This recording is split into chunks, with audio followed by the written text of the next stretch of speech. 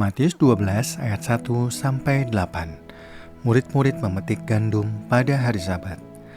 Pada waktu itu, pada hari Sabat, Yesus berjalan di ladang gandum. Karena lapar, murid-muridnya memetik bulir gandum dan memakannya. Melihat itu, berkatalah orang-orang Farisi kepadanya, "Lihatlah, murid-muridmu melakukan sesuatu yang tidak diperbolehkan pada hari Sabat." Tetapi jawabnya kepada mereka, "Tidakkah kamu baca apa yang dilakukan Daud ketika ia dan orang-orang yang mengikutinya lapar? Bagaimana ia masuk ke dalam rumah Allah dan bagaimana mereka makan roti sajian yang tidak boleh dimakan, baik olehnya maupun oleh mereka yang mengikutinya, kecuali oleh imam-imam? Atau tidakkah kamu baca dalam kitab Taurat bahwa pada hari-hari Sabat, imam-imam melanggar hukum Sabat di dalam bait Allah, namun tidak bersalah? Aku berkata kepadamu, di sini ada yang melebihi bait Allah. Jika memang kamu mengerti maksud firman ini, yang kukendaki ialah belas kasihan dan bukan persembahan, tentu kamu tidak menghukum orang yang tidak bersalah, karena Anak Manusia adalah Tuhan atas hari Sabat." Matius 12 ayat 9-15a. Yesus menyembuhkan orang pada hari Sabat. Setelah pergi dari sana, Yesus masuk ke rumah ibadat mereka. Di situ ada seorang yang tangannya mati sebelah. Mereka bertanya kepadanya, "Bolehkah menyembuhkan orang pada hari Sabat?" Maksud mereka ialah supaya dapat dipersalahkan dia. Tetapi Yesus berkata kepada mereka, "Jika seorang dari antara kamu mempunyai seekor domba, dan domba itu terjatuh ke dalam lubang pada hari Sabat, tidakkah ia akan menangkapnya dan mengeluarkannya? Bukankah manusia jauh lebih berharga daripada domba? Karena itu, boleh berbuat baik pada hari Sabat." Lalu kata Yesus kepada orang itu, "Ulurkanlah tanganmu." Orang itu pun mengulurkannya, maka pulihlah tangannya itu dan menjadi sehat seperti tangannya yang lain. Lalu keluarlah orang-orang Farisi itu dan berbuat rencana untuk membunuh dia. Tetapi Yesus mengetahui maksud mereka, lalu menyingkir dari sana. Matius 12 ayat 15b-21. Yesus hamba Tuhan. Banyak orang mengikuti Yesus dan ia menyembuhkan mereka semuanya. Ia dengan keras melarang mereka memberitahukan siapa dia, supaya digenapi firman yang disampaikan oleh Nabi Yesaya, "Lihatlah, itu hambaku yang kupilih, yang kukasihi, yang kepadanya jiwaku berkenan. Aku akan menaruh rohku ke atasnya, dan ia akan menyatakan keadilan kepada bangsa-bangsa.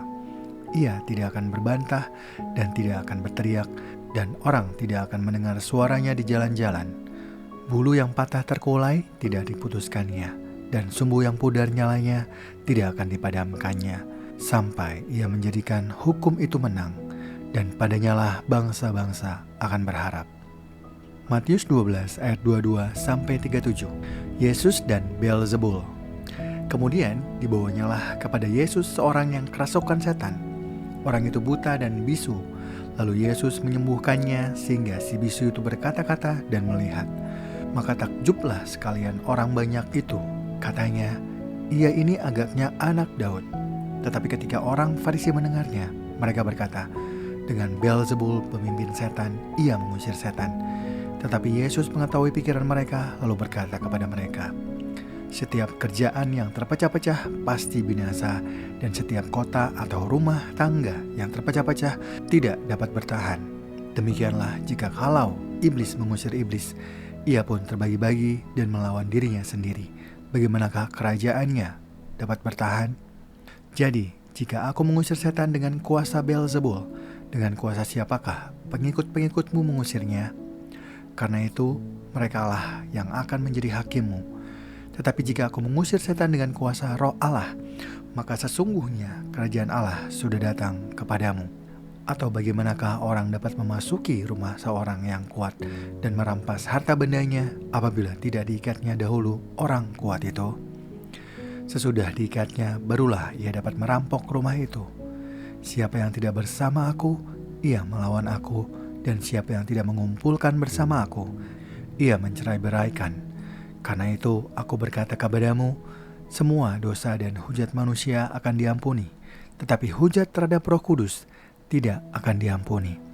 Apabila seorang mengucapkan sesuatu menentang Anak Manusia, ia akan diampuni. Tetapi jika ia berkata-kata menentang Roh Kudus, ia tidak akan diampuni. Di dunia ini tidak, dan di dunia yang akan datang pun tidak. Jikalau suatu pohon kamu katakan baik, maka baik pula buahnya. Jika suatu pohon kamu katakan tidak baik, maka tidak baik pula buahnya. Sebab dari buahnya pohon itu dikenal. Hai kamu keturunan ular berbisa, bagaimanakah kamu dapat mengucapkan hal-hal yang baik, sedangkan kamu sendiri jahat? Karena yang diucapkan mulut meluap dari hati. Orang yang baik mengeluarkan hal-hal yang baik dari perbendaharaannya yang baik. Dan orang yang jahat mengeluarkan hal-hal yang jahat dari perbendaharaannya yang jahat. Tetapi aku berkata kepadamu, setiap kata sia-sia yang diucapkan orang harus dipertanggungjawabkannya pada hari penghakiman. Karena menurut ucapanmu, engkau akan dibenarkan, dan menurut ucapanmu pula, engkau akan dihukum. Matius 12 ayat 38-42. Tanda Yunus. Pada waktu itu berkatalah beberapa ahli Taurat dan orang Farisi kepada Yesus, "Guru, kami ingin melihat suatu tanda dari engkau." Tetapi jawabnya kepada mereka, "Angkatan yang jahat dan tidak setia ini menuntut suatu tanda, tetapi kepada mereka tidak akan diberikan tanda selain tanda Nabi Yunus. Sebab seperti Yunus tinggal di dalam perut ikan besar 3 hari 3 malam, demikian juga Anak Manusia akan tinggal di dalam rahim bumi 3 hari 3 malam. Pada waktu penghakiman, orang-orang Niniwe akan bangkit bersama orang-orang zaman ini dan menghakiminya juga. Sebab orang-orang Niniwe itu bertobat setelah mendengar pemberitaan Yunus. Dan sesungguhnya yang ada di sini lebih daripada Yunus. Pada waktu penghakiman, Ratu dari Selatan itu akan bangkit bersama orang-orang zaman ini, dan ia akan menghakiminya juga. Sebab Ratu ini datang dari ujung bumi untuk mendengar hikmat Salomo. Dan sesungguhnya yang ada di sini lebih daripada Salomo." Matius 12 ayat 43-45. Kembalinya roh jahat. Apabila roh jahat keluar dari seseorang, ia pun mengembara ke tempat-tempat yang tandus mencari perhentian, tetapi ia tidak mendapatnya. Lalu ia berkata, "Aku akan kembali ke rumah yang telah kutinggalkan itu." Ia pun pergi dan mendapati rumah itu kosong, bersih, tersapu, dan rapi teratur.